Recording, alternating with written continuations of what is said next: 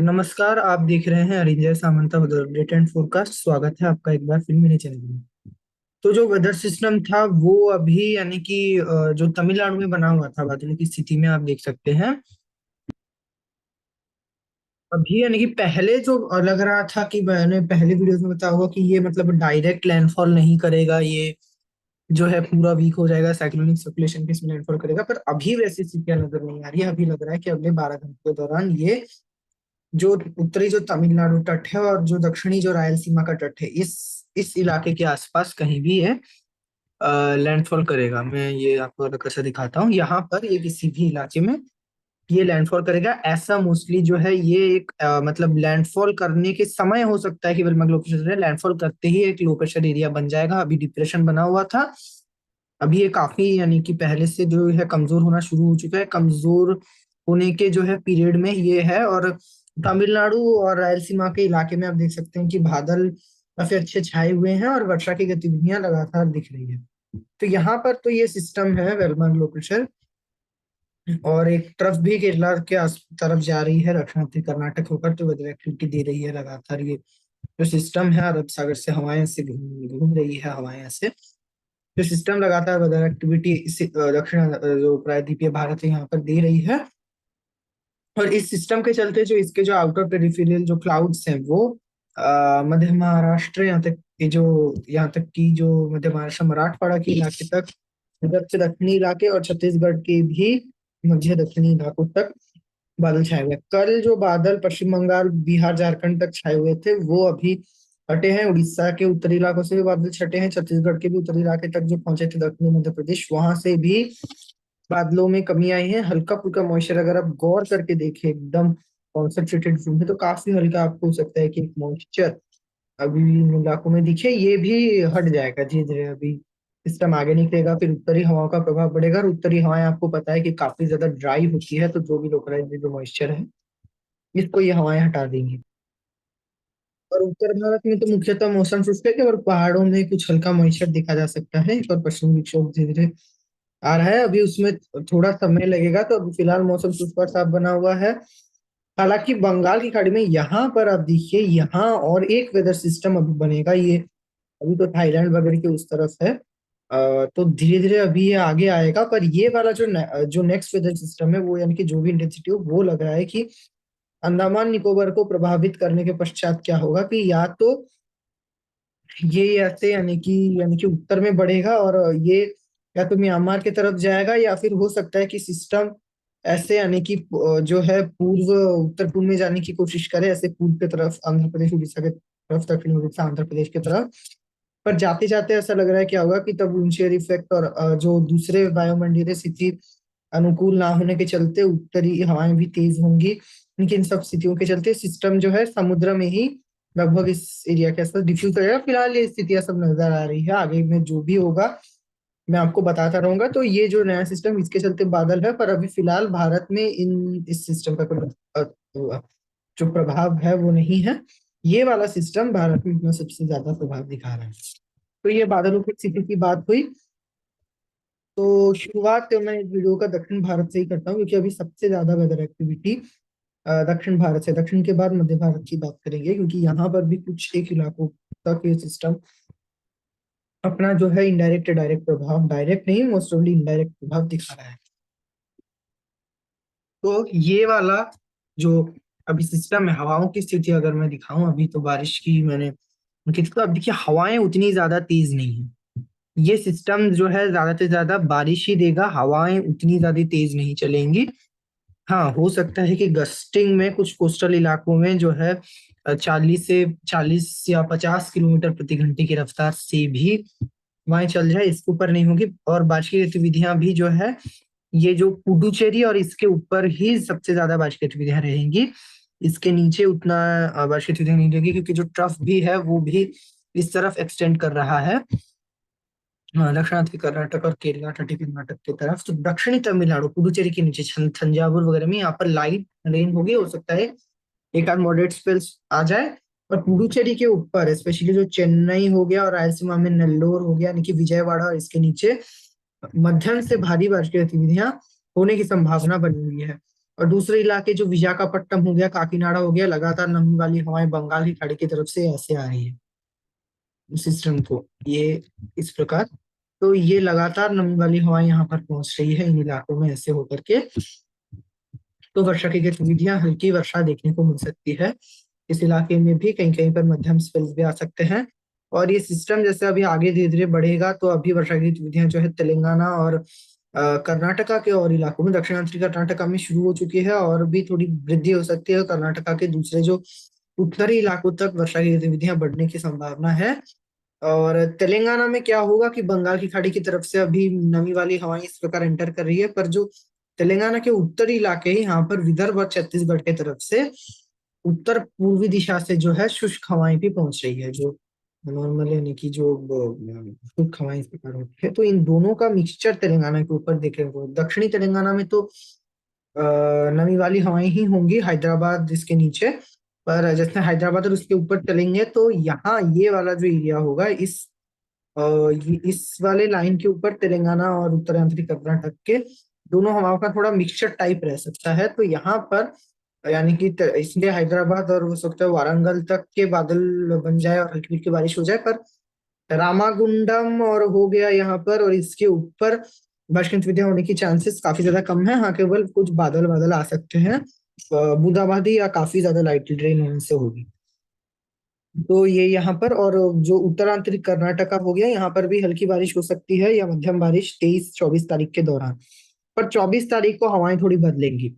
जो अभी दक्षिणी महाराष्ट्र में भी अगले 24 घंटों के दौरान जो ये जो जयपुर है यानी कि और सांगली है, यहाँ पर एक जगह दक्षिणी महाराष्ट्र और रत्नागिरी जो ये सटा हुआ है जो कर्नाटक से, यहीं तक बारिश होने से होगी। 24 तारीख से क्या होगा कि हवाएं और बदलेंगी, जो दक्षिण पूर्वी जो आर्द्र हवाएं हैं इस प्रकार, ये जो है रायलसीमा आंध्र प्रदेश से जो दक्षिण पूर्वी दिशा से तेलंगाना को पार करेंगे, जो वारंगल तक ये जो दक्षिणी हवाएं आ जाएगी, रामागुंडम वगैरह तक, तब भी कुछ उत्तरी हवाओं का प्रभाव रह सकता है। तो तेलंगाना के और भी कुछ इलाकों में हल्की बारिश होगी, बारिश की इंटेंसिटी में ज्यादा कोई वृद्धि नहीं होगा, पर स्प्रेड में वृद्धि हो जाएगी हैदराबाद वारंगल तक। तब बारिश की संभावना 24 तारीख को अधिक नजर आ रही है, 24 और ये 25 तारीख तक भी यहाँ पर। और पुणे तक बारिश अभी लग रहा है कि सोलापुर को पार करते हुए 25 तारीख तक पुणे, यहाँ अहमदनगर, हो सकता है कि मुंबई के भी कुछ इलाकों तक, हो सकता है मुंबई डिस्ट्रिक्ट तक बारिश छू जाए, पर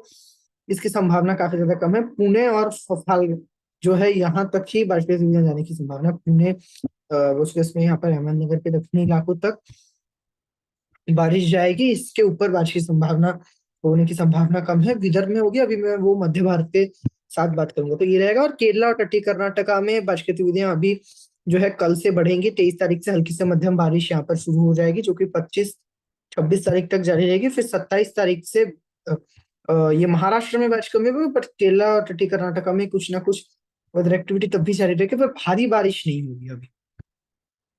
तो ये रहेगा दक्षिण भारत का मौसम, यानी कि सबसे ज्यादा वेदर एक्टिविटी दक्षिण भारत में रहेगा। और अगर एक लाइन ड्रॉ की जाए तो सबसे ज्यादा वेदर एक्टिविटी अगले 24 घंटे के दौरान यहाँ तक रहेगा। और ये लाइन जो है स्प्रेड होती हुई अभी दक्षिण भारत के साथ ही अगर मैं बात करूँ तो यहाँ तक पहुंच सकता है बारिश। तो ये यहाँ की यानी कि बात हुई दक्षिण भारत की हो गई। तो सबसे ज्यादा जो है रेनियस पॉकेट अभी, क्योंकि दक्षिण भारत ही भारत का रहने वाला है। और अंडमान निकोबार द्वीप समूह में भी जो है अभी अगले हो सकता है 24 से 48 घंटों के दौरान बारिश में कुछ वृद्धि हो जाए। जो सिस्टम है बोल रहा हूँ थाईलैंड की तरफ से, वो अभी यहाँ पर यानी कि आगे बढ़ेगा। तो यहाँ पर हल्की से मध्यम बारिश दिख सकती है अंडमान निकोबार में। लक्षद्वीप में बारिश गतिविधियां 24 तारीख के बाद बढ़ेंगी, हल्की बारिश होगी, हल्की या मध्यम बारिश, इससे अधिक यहाँ पर कुछ खास वेदर एक्टिविटी नहीं हो सकती। तो यह दक्षिण भारत की पूरी तरह बात हो चुकी है, अभी मध्य भारत की तरफ। तो मध्य भारत अभी भारत का यानी कि ऐसा है रीजन है जहां पर उत्तर भारत से आने वाली जो शुष्क हवाएं हैं, उत्तर पश्चिमी हवाएं, इनका भी प्रभाव दिख रहा है। और साथ ही इनडायरेक्ट जो इस सिस्टम का प्रभाव बंगाल की खाड़ी की तरफ से, आंध्र प्रदेश वगैरह की तरफ से ऐसे नमी आ रहा है, उसका भी प्रभाव नजर आ रहा है। और ये जो नमी है ये ज्यादातर जो है उड़ीसा और दक्षिणी छत्तीसगढ़ में ही आ रहा है, पर कुछ नमी जो है विदर्भ और छत्तीसगढ़ के कई इलाकों तक पहुंच रहा है। पर उत्तरी छत्तीसगढ़ जो कोरिया, कोरबा, बिलासपुर, यहाँ पर अगले 24 घंटों के दौरान किसी भी प्रकार की चेंजेस नहीं आएंगी। उत्तरी हवाएं लगातार चलती रहेंगी। यहाँ पर उत्तरी उड़ीसा में भी हवाएं कुछ अपना प्रभाव डाल सकते हैं, पर तब भी उतनी तेज नहीं होगी। और रायपुर हो गया यहाँ पर, और विदर्भ में जैसे नागपुर वगैरह हो गया, विदर्भ के रीजन में यहाँ पर कुछ ऐसे हवाओं का कुछ थोड़ा सा मिक्सचर रह सकता है। उत्तरी हवाएं भी आएगी, कुछ पूर्वी देशात से, इस प्रकार बंगाल की खाड़ी की तरफ से हल्का मॉइस्चर भी आ सकता है। तो इसके चलते कुछ दिन में हल्के फुल्के बादल वगैरह नजर आ सकते हैं। आज हालांकि जैसे रायपुर की अगर मैं बात करूँ, तो रायपुर में कल से जो है धुंधलापन जो आकाश में था, यानी कि खुली धूप, तेज धूप नहीं थी, उससे आज यानी कि जो है स्थिति में सुधार आया है। आज तापमान अधिक साफ हुआ है कल से, और ये 24 तारीख होते होते इसमें, 24-25 तारीख होते होते इसमें और भी यानी कि वृद्धि आ जाएगी, और भी जो एकदम आसमान साफ हो जाएगा, तब धीरे धीरे उत्तरी हवाओं का प्रभाव और भी बढ़ जाएगा और पूरी तरह मौसम शुष्क हो जाएगा। तो ये जो है छत्तीसगढ़ के उत्तरी और मध्य इलाके और विदर्भ के भी ज्यादातर इलाकों की बात है। पर विदर्भ में जैसे चंद्रपुर और छत्तीसगढ़ में कांकेर, जगदलपुर यहाँ पर जाएंगे, तो कांकेर, चंद्रपुर, इसके नीचे क्या होगा कि थोड़ी स्थितियां अलग रहेंगी। अभी अगले 24 घंटों के दौरान यहाँ पर बंगाल की खाड़ी की तरफ से मॉइस्चर ज्यादा पहुंचने की संभावना है यहाँ पर, और उड़ीसा के भी कुछ दक्षिणी इलाके, भुवनेश्वर और इसके नीचे भुवनेश्वर, कटक में तो बारिश की संभावना पूरी में काफी कम है। पर आंध्र प्रदेश से सटे हुए इलाके जो ब्रह्मपुर हो गया, भवानीपट्टनम हो गया, यहाँ पर अगले 24 से 48 घंटों के दौरान लाइट काफी हल्की बारिश होने की संभावना बनी हुई है।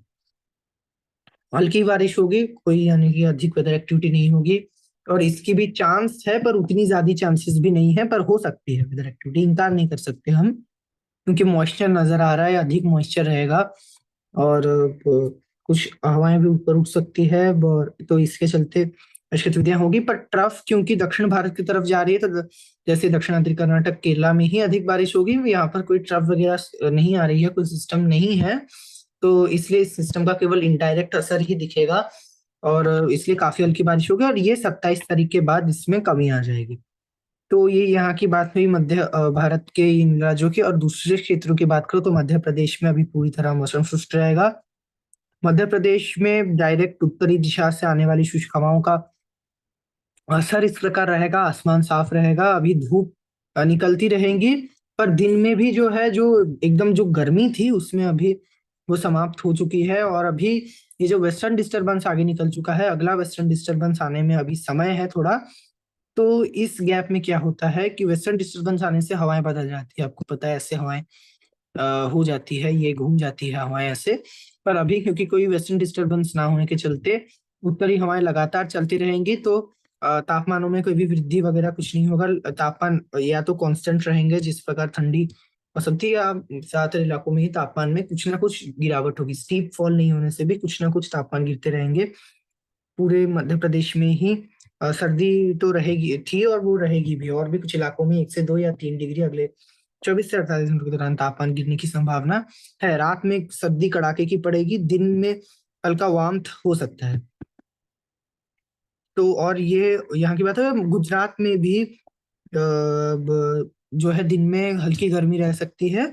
और ये अब देखिए, तापमान मध्य प्रदेश गुजरात से ठंडा रहेगा, स्पेशली जो दक्षिणी मध्य प्रदेश में थोड़ा दिन गर्म रहेगा, उत्तरी मध्य प्रदेश में जो है 25, 26, 27 डिग्री तक तापमान मध्य प्रदेश में रहेगा। गुजरात में ये 32, 33 तक तापमान रह सकता है। पर रात का तापमान अभी गुजरात में धीरे धीरे 1 से 2 डिग्री गिरने की संभावना नजर आ रही है। और जिन इलाकों में ये 20 के आसपास है, वो अभी हो सकता है कि 15, 16 आ जाए गुजरात में, यानी कि थोड़ा सा हल्की अभी जो है, यानी कि सर्दी दिन जो है रात की शुरू हो जाएगी, पर दिन अभी भी हल्के गर्म बने रहेंगे।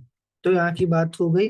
और पूर्वी भारत में मौसम पूरी तरह शुष्क रहेगा। पश्चिम बंगाल में भी दिन गर्म रहेंगे। उत्तरी हवाओं का प्रभाव अगले 24 घंटों के दौरान बढ़ेगा, और इन हवाओं के प्रभाव बढ़ने के चलते ही जो भी यानी कि जो वेदर सिस्टम का प्रभाव था, इसी तरह यहाँ पर समाप्त हो जाएगा। बिहार में तो वैसे भी कुछ नहीं था, और यहाँ पर जो है मौसम, आसमान साफ रहेगा, दिन हल्का गर्म रहेगा। स्पेशली पश्चिम बंगाल में 30 डिग्री तक तापमान पहुंच सकता है। पर बिहार में जो है तापमान ये 25, 26, 27 रहेगा। झारखंड में भी हल्के दिन गर्म रहेंगे, यानी कि यहाँ पर बिहार में भी वार्मथ रहेगा, पर यहाँ से कूल रहेगा पश्चिम बंगाल से।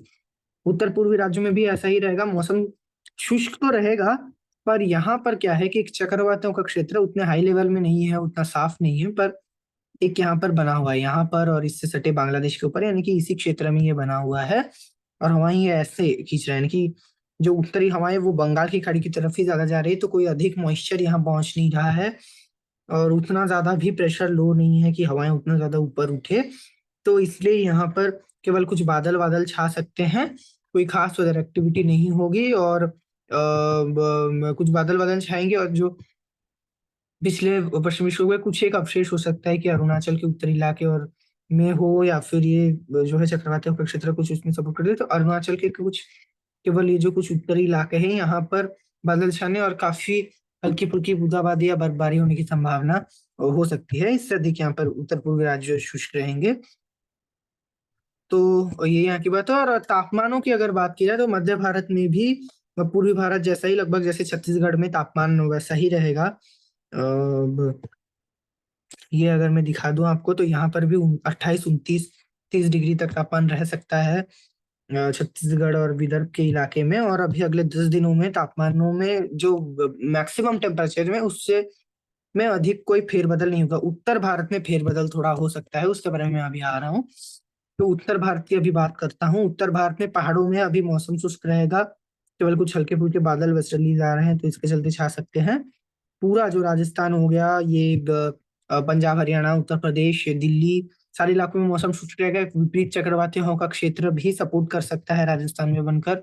उत्तर पश्चिमी हवाएं लगातार इस प्रकार चलती रहेंगी, उत्तर से लेकर के ये मध्य भारत तक पास ऑन होगी। तो लगातार आसमान साफ, मौसम शुष्क बना रहेगा। दिन में ठंडी तो नहीं रहेगी, ठंडा नहीं रहेगा दिन, पर दिन में हो सकता है कि कुछ इलाकों में हल्की ठंडी हवाओं का प्रभाव रहे, पंजाब वगैरह में अभी लगातार, क्योंकि हवाएं चलेंगी, वेस्टर्न डिस्टर्बेंस नहीं है। और अभी तापमान में 1 से 2 या 3 डिग्री चार तक गिरावट, 4 डिग्री तक अगले कुछ दिनों में आएंगी। तो कई इलाकों में सिंगल डिजिट में तापमान अभी मध्य भारत तक भी पहुंचे हैं, मध्य प्रदेश तक स्पेशली, और छत्तीसगढ़ के कुछ उत्तरी इलाकों तक। और उत्तर भारत में तो है, कुछ इलाकों में अभी 5 डिग्री तक तापमान आ सकता है, जो पंजाब हो गया या राजस्थान के कुछ इलाके जैसे चूरू वगैरह हो गए, जयपुर वगैरह के आसपास, यानी कि ये इलाके काफी ज्यादा जल्दी ठंडे होते हैं। पर दिल्ली जैसे अभी हीट आइलैंड बन चुका है, तो दिल्ली में उतना जल्दी, यानी कि तापमान उतना भी ज्यादा नहीं गिरता। दिल्ली के कुछ नियर बाई एरियाज में सिंगल डिजिट में तापमान अभी जा सकता है। यह हो सकता है कि 6-7 डिग्री तक तापमान चले जाए, पर दिल्ली में तापमान मोस्ट प्रोबेबली 10 से 15 के बीच, 10-12 इस प्रकार रहेगा।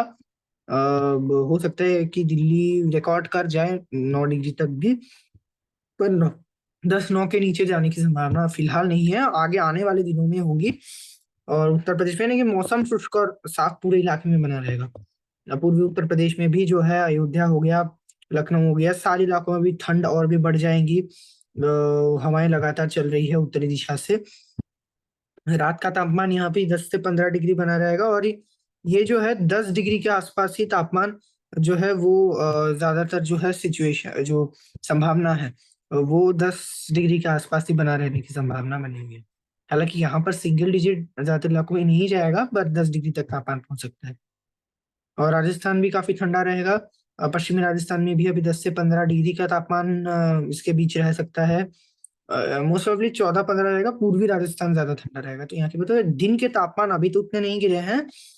पंजाब में केवल कुछ दिन के तापमानों में गिरावट आई है। यहाँ कुछ इलाकों में जो है वेदर मॉडल 20 दिखा रहा है, पर हो सकता है कि 22-23 तक पहुंच जाए।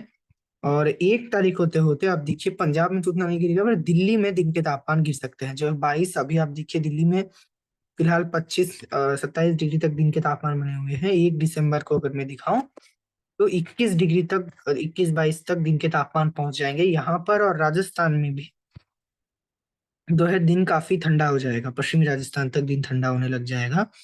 पूरे उत्तर भारत में जो है अभी दिन के तापमान अगले 10 दिनों के दौरान गिरने लग जाएंगे यहाँ पर। और कच्छ तक इसका प्रभाव दिखेगा, जो दिखता है, यानी कि सर्दियों के समय कड़ाके की जो सर्दी होती है, दिन में भी जो सर्दी शुरू हो जाती है जिन इलाकों में, उस वो भी धीरे धीरे शुरू होगा अगले 10 दिनों तक। हालांकि कोल्ड डे कंडीशंस नहीं आएंगे अभी, ना ही एकदम से उतना कोहरा छाएगा, ना ही ऐसा कुछ होगा, क्योंकि अभी तक कोई हैवी स्नोफॉल भी नहीं हुआ है। हवाएं भी चलती रहेंगी अगले 10 दिनों तक, कुछ ना कुछ। तो इसलिए यहाँ पर जो है उतना जो कोहरा वगैरह नहीं छाएगा। तो धूप का प्रभाव दिखते रहने से, हवाएं जो है ठंडा होने से भी धूप का अगर प्रभाव रहता है तो दिन में तब भी जो है उतना ज्यादा परेशानी नहीं होती है। तो ये रहेगा, यानी कि अभी भारत का मौसम, यानी कि ये वाला जो पूरा इलाका होगा, उत्तर भारत और मध्य भारत के ज्यादातर इलाके, पूर्वी भारत और उत्तर पूर्वी भारत, ये शुष्क रहेंगे। मध्य भारत और पूर्वी भारत में दिन हल्के गर्म रहेंगे, जो है दिन थोड़े गर्म बने रह सकते हैं। उत्तर भारत में दिन में अभी हल्का जो है वार्मथ रहेगा, और अगले 10 दिनों के दौरान यानी कि, और रात का तापमान तो सारे इलाकों में ही जो है अभी जो कड़ाके की सर्दी दिन रात की शुरू हो जाएगी, और अगले 10 दिनों के दौरान उत्तर भारत में स्पेशली दिन के जो तापमान है उसमें भी गिरावट का सिलसिला थोड़ा दिख सकता है। और किसी भी इलाके में जो जैसे 3, 4, 5 या कभी कभी 10 डिग्री तक तापमान एक दिन में गिर जाते हैं, यानी कि कभी अगर हवाएं काफी ज्यादा बदली होती है और उत्तरी हवाएं या फिर ठंडी हवाएं शुरू हो जाती है, तो उस प्रकार की किसी भी इलाके में तापमान में गिरावट नहीं दिखेगी। मैक्स टू मैक्स 2 से 3 या 4 डिग्री अगले 28 से 72 घंटों के दौरान इस प्रकार की ही गिरावट दिखेगी, यानी कि जो धीरे धीरे या जो हल्का हल्का गिरावट होता है उसी प्रकार की गिरावट दिखेगी या मेंटेन रहेगा। तापमान गिरेंगे नहीं, कांस्टेंट बने रहेंगे, तो इसी प्रकार का तापमान जो मौसम है वो पूरे भारत में रहेगा। आगे के अपडेट्स देखते रहिए मेरे चैनल को। जय हिंद।